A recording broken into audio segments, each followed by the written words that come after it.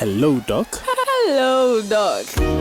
Great conversations and education on relevant health issues management. Hello, Doc. Hello, Doc. Make a date with our health professionals on the drive with the area gang. Mondays 2:45 to 3 p.m. Hello, Doc. Hello, Doc. Hello, Doc. All right, so you're welcome back. It is time for Hello Doc. I've got Dr Emefa Dzide with us here. Good afternoon, Doc. Good afternoon. How are you doing? By God's grace, as usual. We've entered a new month. Yeah. It's the last month of the year. What are the plans? We just want to end in peace and not in pieces. You want to end in peace, Yes. not in pieces. With election and all that. Yeah.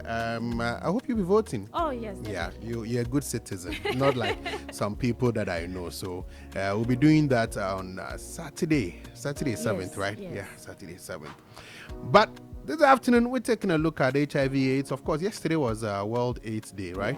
Yes. I don't know what the focus is. I've not really done a lot of reading on it, but we want to have, there are some topics like when we say HIV/AIDS, you think you know everything about HIV/AIDS, because it's been drummed home a lot of times. Yes. But when you get into it, then you realize that there are a few things that you might be overlooking. So let's start with the basics and look at what HIV/AIDS is, and especially differentiating between HIV and then AIDS. Okay, so HIV is the human immunodeficiency virus. So HIV is the virus that causes AIDS, and AIDS is the acquired immunodeficiency syndrome, and that is the end stage of the HIV infection. Yes. So HIV infection has 3 stages. So the first stage is like from the first point of infection, then the middle stage where you have it but you don't have any overt disease. And then the third stage is AIDS, where you actually have That's when you're exhibiting the severe disease, which leads to death most often. Yeah. So, what are the symptoms of HIV? We'll look at transmission later, but what are the symptoms of HIV and how it progresses to AIDS? Yes, so that is actually why there was so much noise about it earlier on. I think late 90s, early 2000s, they started all the songs and all those things. Because HIV, usually you don't have any symptoms. Okay. So you can't even tell if you have HIV or not. A few times, there are people who have some symptoms when they first get infected. So they get fever, chills, fatigue, sore throats, aching muscles, maybe a rash on the body, maybe some swollen lymph nodes, so maybe some lumps under the throat. In there you feel some swelling or around the neck. That's where you usually see the lymph nodes, sores in the mouth and all those things. But these symptoms are non-specific. You can have that in a number of different infections. So usually they are missed. Okay. Yes. Okay. So those are the early symptoms of HIV/AIDS. Okay. Yeah. So is it that when you have these symptoms, then you probably are exhibiting AIDS? No, these are what we call non-specific symptoms. So Okay. it's the same symptoms you have if you have an upper respiratory infection or maybe a skin infection, a rash or something. So usually people don't notice it at that point. Okay. So now let's go back to transmission. How is HIV transmitted? Okay. And what are the common ways people actually contract the disease? Okay, yes. So I want to talk about the bodily fluids through which the virus is transmitted. Okay. So that's through blood, through breast milk, through semen, vaginal fluid, and rectal fluid. So those are more of bodily fluids. So Yes. blood, breast milk, Yes. vaginal fluid through that semen. actually interact with blood flow directly. Yes. Okay. Yes. So it's not transmitted through sweat. Okay. It's not transmitted through saliva. Yes. So you are safe sharing towels, utensils, eating with that People, one. Yes. with family. Eating with family, that does not spread. So it's the other types of the bodily fluids that are actually containing the virus. These ones actually don't contain the virus. Okay. So they enter your body.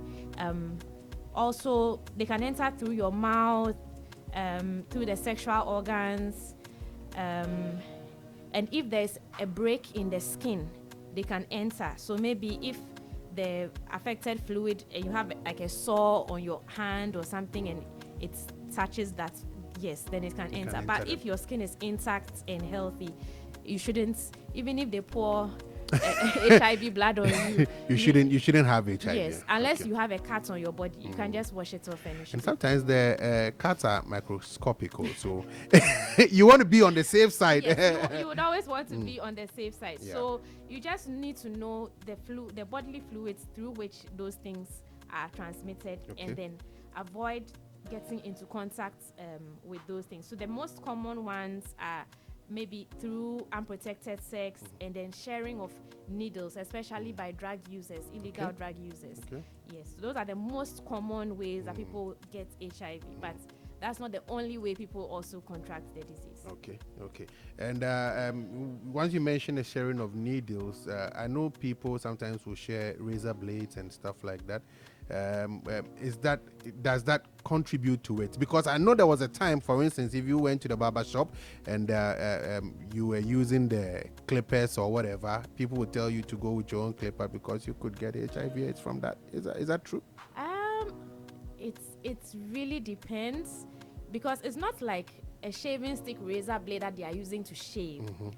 So that is what is more likely to pass on the infection. But clippers are not exactly like that, although they may cut the skin depending on how close they shave with the clippers. So it may be dangerous depending on how closely shaved you want to be, and you should take some precautions. But I think they also do sterilization. Yes, they sterilize their equipment, or they should be sterilizing their equipment. If you go to the right sources, they'll be sterilizing. If you go to some other places, you never know what's happening.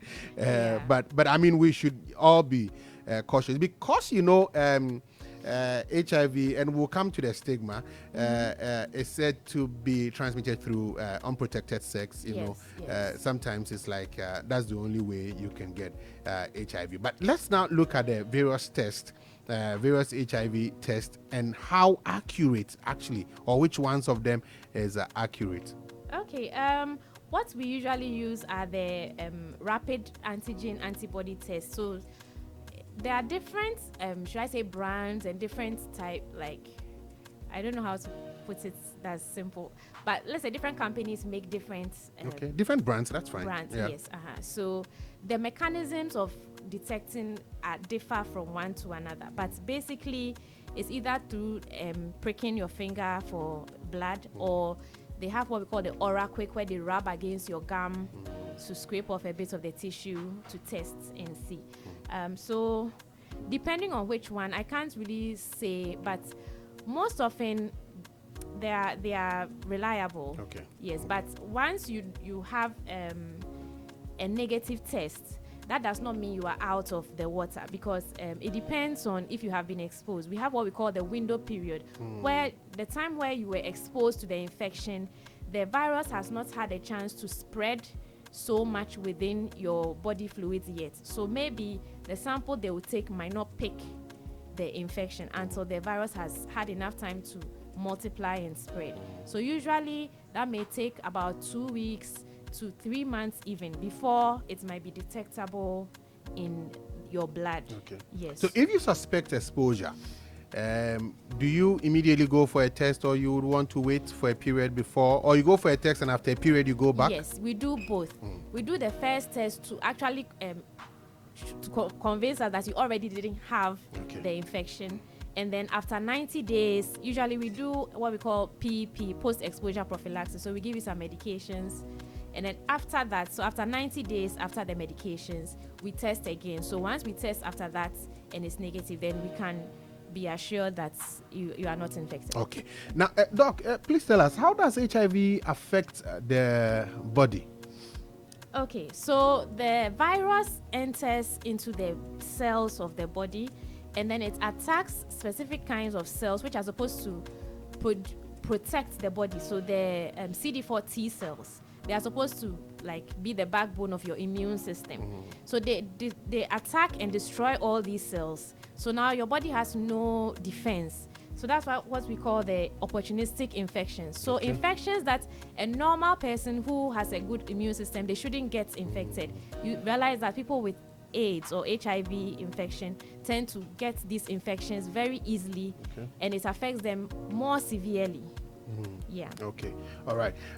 Let's now look at some treatment options for HIV. Okay, What are the treatment options? If you test positive, then we have the antiretroviral therapy that we would normally do.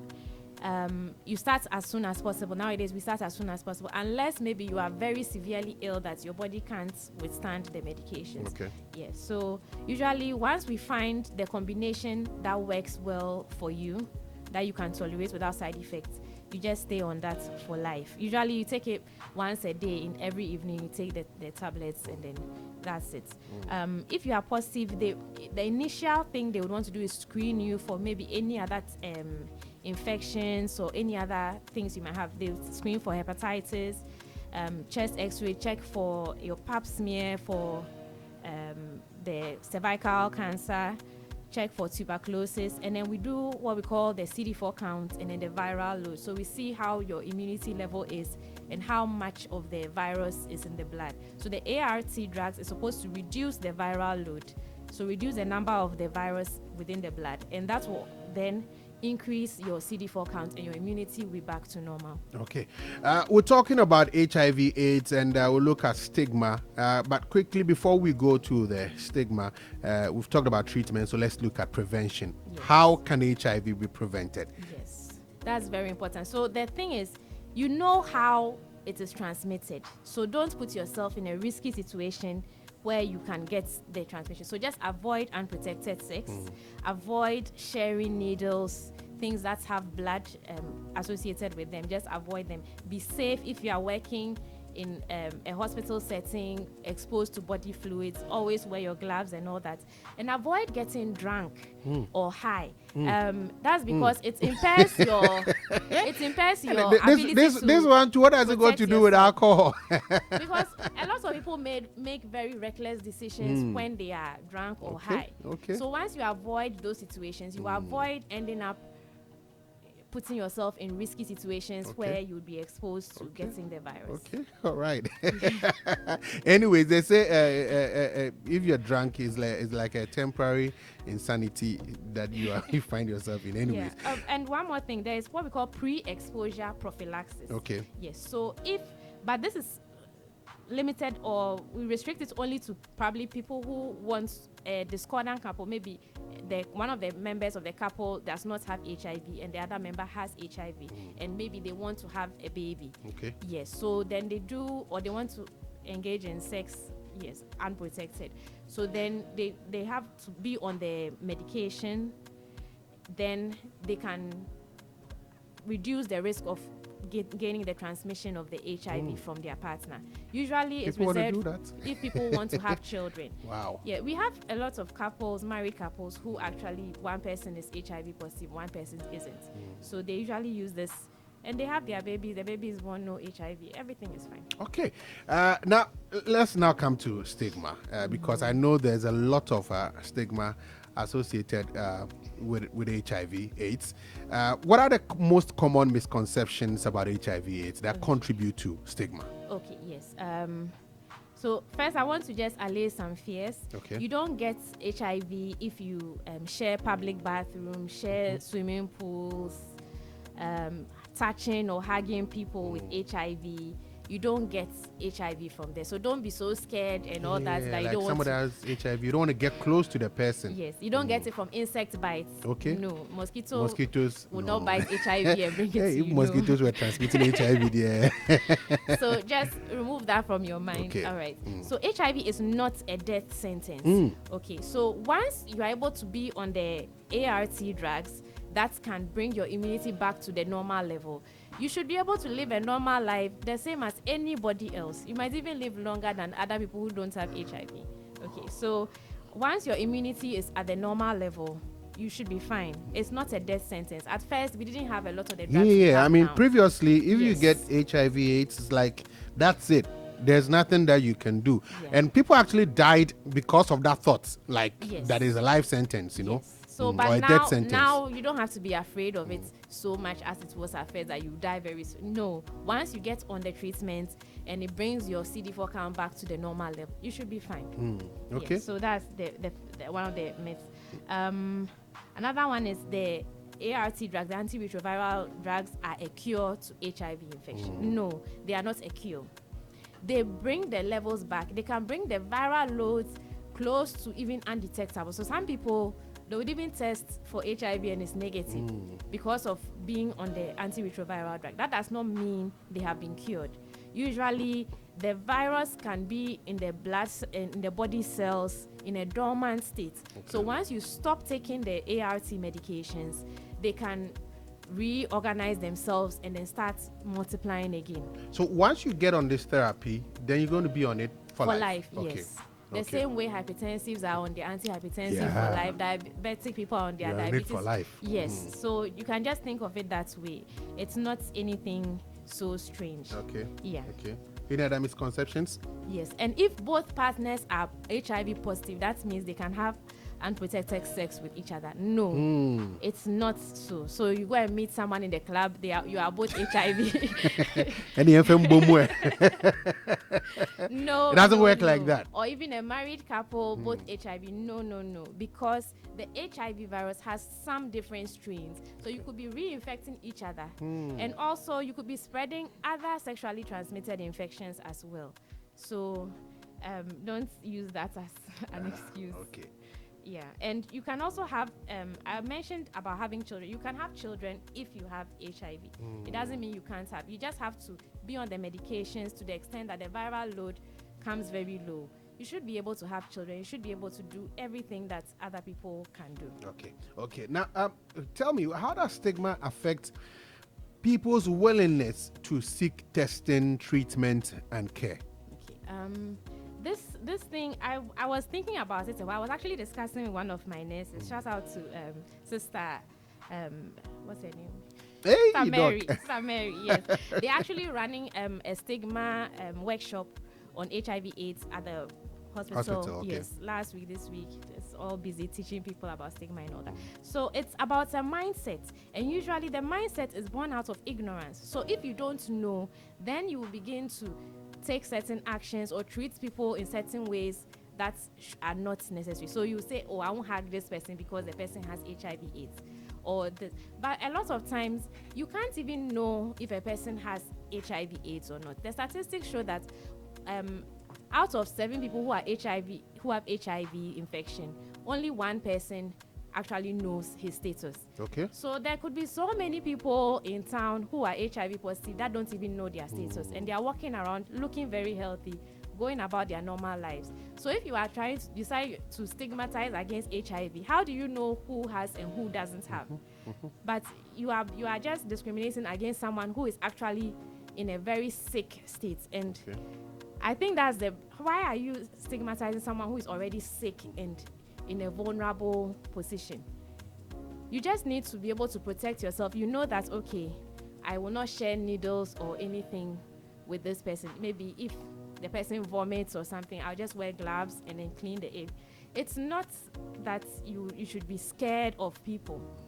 And a lot of times too, the people who do have HIV don't want, because of the stigma that people have against them, they don't want to seek medical treatments and all that, so they try and hide.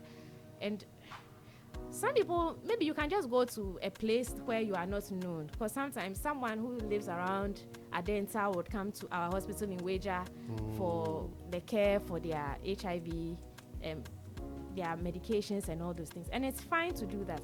But to say you will not even seek treatment at all, you are just killing yourself, because either ways. Do you, and I'm going to ask you my final question, actually. Yeah. I'm going to ask you if you have strategies for addressing and reducing HIV-related stigma. But but before that, do you have like a unit in the hospital that you, for instance, you say like, this is the HIV/AIDS unit or something? Because I think I've seen that in a hospital. I've forgotten which hospital. Now, I thought it will contribute to stigma.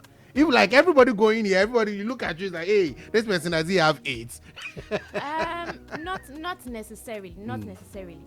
Usually, we do have places like that, but it's not so like it doesn't have like a big sign HIV/AIDS patients come here or anything like that. We have different buildings in the hospital, and then we know how to direct you that okay, go to this place or go to this clinic. So we don't usually just label a place HIV/AIDS. So, because time is against that, any strategies for addressing and reducing HIV-related stigma in the healthcare setting? Yes, so that's what I said earlier. We are running trainings. It's actually going on in different government institutions all over the region. We are teaching staff, people who are afraid, they don't want to take blood samples of someone with HIV, and a whole lot of things. It's just born out of ignorance. It's not anything because Even for health professionals? yes, even for health professionals. But just because a person looks healthy does not mean they don't have HIV. So if you are worried about taking blood samples, you should be taking care in every patient because you don't know who could be positive. Okay. Yeah. Okay. All right. Thank you, Doc. I don't know if there's anything else because our time is One up. final All right. word, please. If you do have HIV and you know about it, please tell your sexual partner. Okay. There are a lot of people who don't want to tell their husbands or their wives, and you are rather making that person get more sick. Is it criminal though? I thought it was criminal. I If you am have not sure HIV/AIDS about and you that. don't inform your sexual partner about it, I'm it should be I'm criminal not sure, but because you a lot can't of go people- about a lot of deliberately people- infecting people. Yes, a lot of people do that, especially outside the hospital setting. Okay. Some boyfriends and girlfriends, you know very well, but then you are still, so. Okay.